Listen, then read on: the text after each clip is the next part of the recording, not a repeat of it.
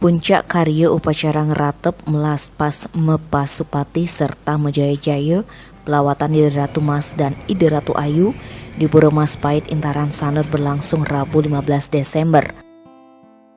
Rangkaian upacaranya diawali dengan prosesi meprani, kemudian memendak sesunan Ide Ratu Ayu dari Kebon Kori dan mendak Ide Ratu Mas Biang Sakti dari Bali Beach.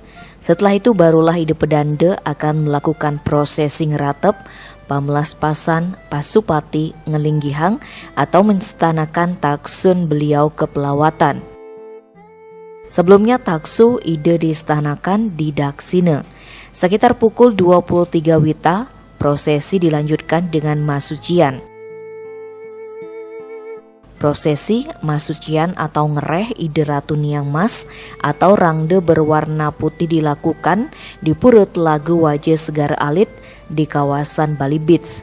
Sementara Ide Ratu Ayu masucian di Pura Segar Gede, Pantai Segara Ayu Sanur. Pasucian ini berkaitan dengan pemelaspasan dengan tujuan mengembalikan kekuatan atau taksu ide sesuunan agar bisa memberikan keteduhan dan ketentraman kepada para penyungsungnya.